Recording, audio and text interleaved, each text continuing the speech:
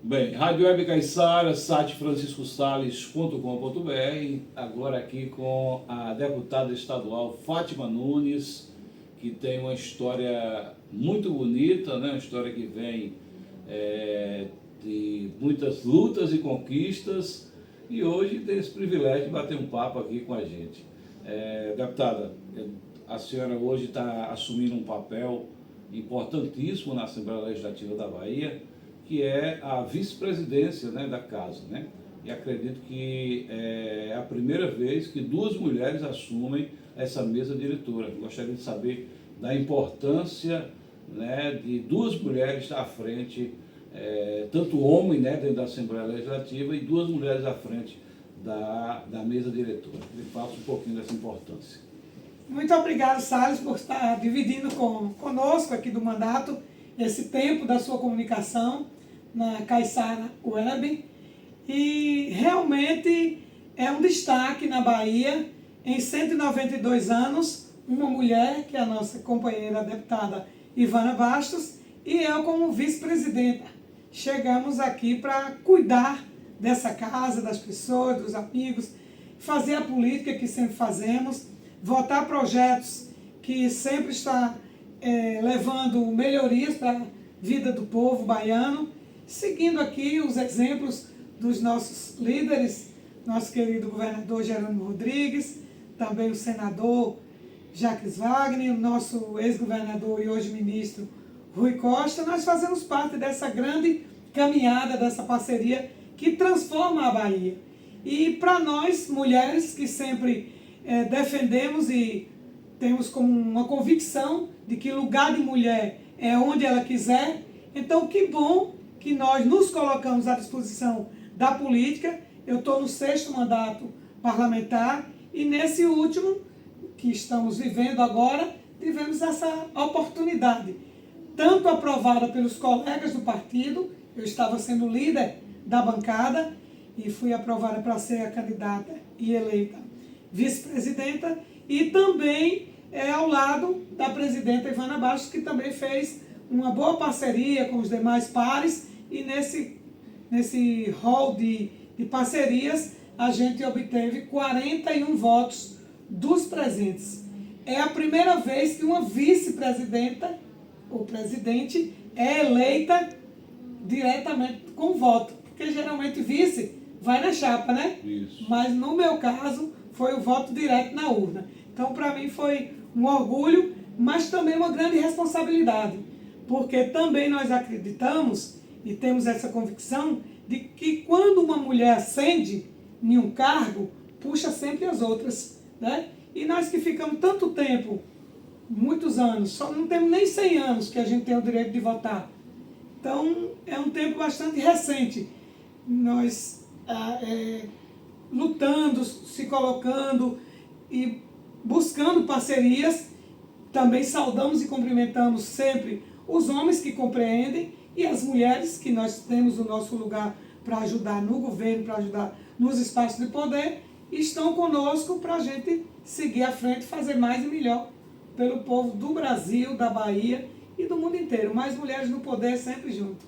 Perfeito, deputado. Então, assim, a gente sabe que são 6 mandatos, né? 6 mandatos importantíssimos, né, para a Bahia. Mas como tudo começa? A senhora surgiu de onde? De qual movimento social? Com quantos anos é que a senhora começou a militar, a fazer parte das lutas, né, a favor das mulheres, a favor do povo baiano? Sabe aquela música que diz assim, tudo começou quando um certo dia? Um certo dia, meu pai reclamava muito de não ter passado pela escola. Meu pai era um beradeiro do Rio São Francisco, nasceu lá em Centro Sé, aquela região lá, Sobradinho, e nos anos 50 foi para São Paulo, casou com minha mãe, que é de Paripiranga, minha terra natal, e voltaram para morar em Paripiranga. E ele sempre reclamava do analfabetismo, da falta de emprego, das dificuldades do relacionamento entre as pessoas que se colocavam como mais ricas, né? Na verdade, no interior não tinha esse ricaço todo. mas a cabeça, a mente funcionava como pessoas ricas. E sempre desprezava e colocava muita dificuldade para atender a população mais pobre, mais sofrida.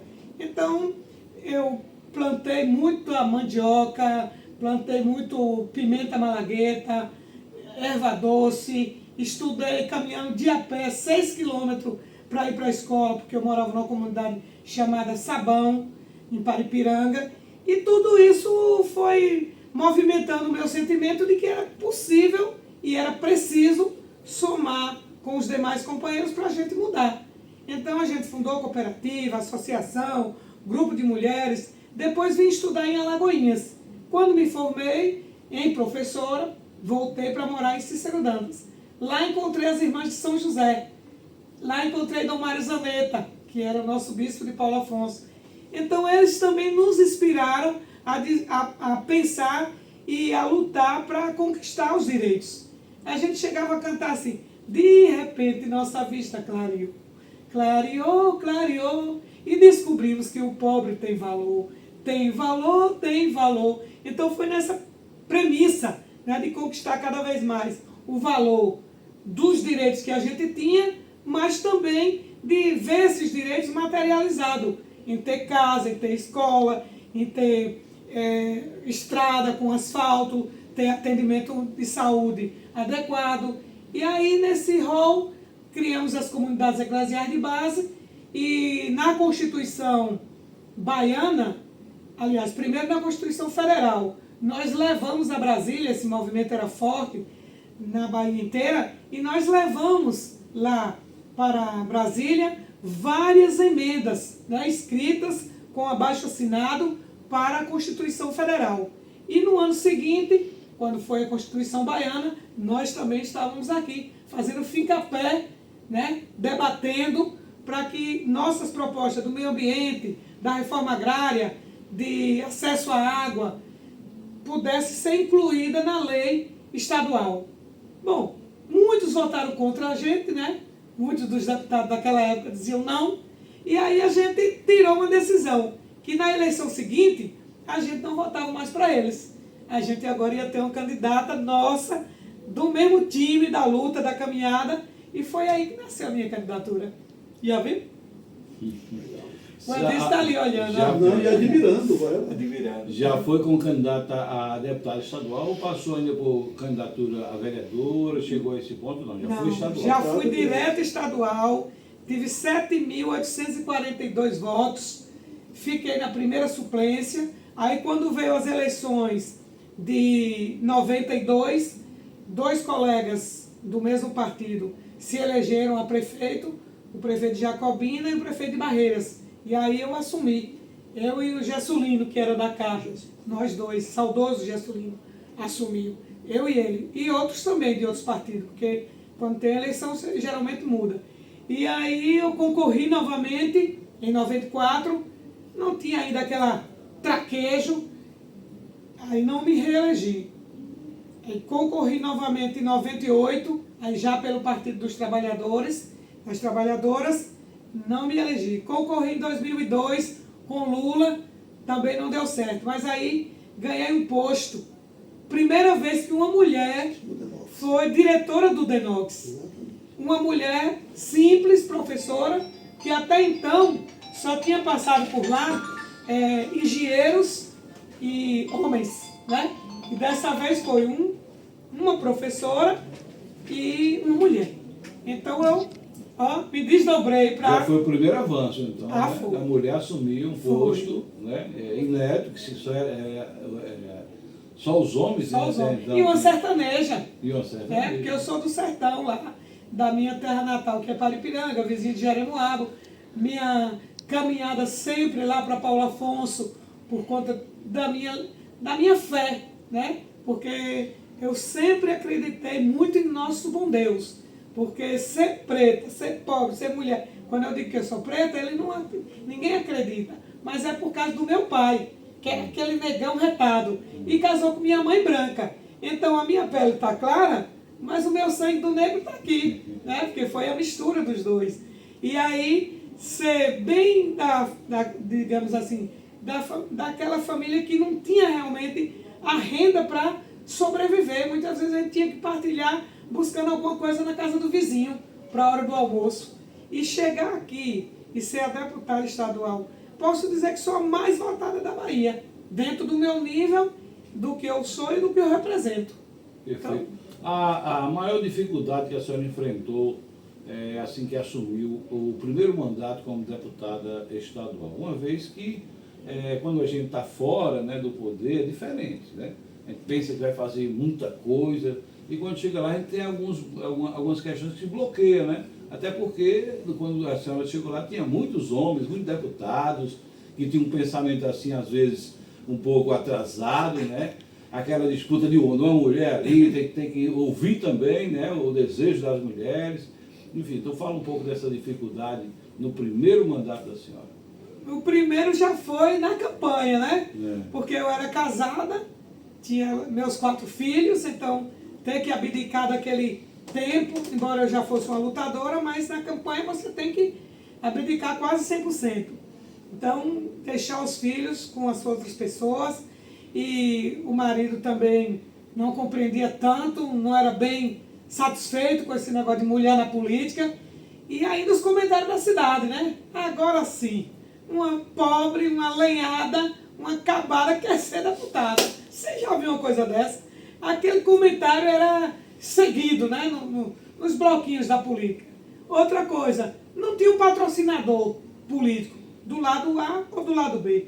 Sim, qual é o grupo político que está apoiando ela? Ninguém. Só eles, esses pés de chinelo mesmo. Então esse preconceito aí foi forte, mas a gente venceu. E chegando aqui, no mandato, eu era de oposição. E naquele tempo quem mandava eram aquelas outras figuras tradicionais que eu não gosto muito nem de citar o nome, para não levantar mais quem já está em outro lugar. E o período também foi de uma seca terrível. Então nós fizemos acampamento na porta da Secretaria de Agricultura, na porta da Secretaria de Desenvolvimento Social, que naquele tempo era coordenada pelo mesmo grupo político da época, e o governador daquele período era o Itamar Franco, né, que tinha acontecido o impeachment do Collor de Mello, e então a gente prospectou conquistar recurso para os agricultores, vencer aquele desafio do período de fome e de sede, mas de uma forma mais coletiva, tendo as comissões para cadastrar os trabalhadores, para os trabalhadores terem acesso a um meio salário mínimo. Na época já foi assim, mas foi uma conquista desse movimento que era forte aqui na Bahia e em todo o Nordeste. Então nós ocupamos a Sudene, ocupamos o Denox, né? E as pessoas, essa deputada aqui, não é deputada porque ela é daqui mesmo, ela é da luta. Se ela não viesse aqui, a gente ia estranhar. Mas ela é nossa, é desse povo aqui. Então, foram esses desafios. Uma certa feita, um dos colegas deputados disse que eu tinha que ter um pouco mais de fineza na educação, que a educação era quem tinha nascido em berço de ouro. Eu sei lá, tivemos umas polêmicas aí meio pesadas. Na sala do cafezinho, na tribuna, na hora de votações também, tinha muito, era uma oposição bastante forte e a gente jogava duro. E uma discriminação. Também. Né? Uma vez desceu assim a mão, fez de conta que a mão ia caindo, mas não era, porque queria sentar o braço na minha... Ó, eu disse, não vê não. Se você gritar também. Quer dizer, houve até esse enfrentamento também, até quase que físico também, né? Menino. Mas hoje, deputado, a gente percebe que existe a política pública, né, através do governo Lula, através do governo do Partido dos Trabalhadores, né, que depois que assume o protagonismo das gestões, né, tanto no Estado como também a nível federal, tudo muda, né? Tudo muda, né? As pessoas começam a trabalhar, as mulheres começam a ser mais valorizadas, né? As escolas, né? O povo começa a estudar, a renda começa a melhorar, enfim. Fala um pouco também desse lado, né, positivo que hoje nós vivenciamos, né? A gente sempre começa dizendo assim, a nossa luta valeu.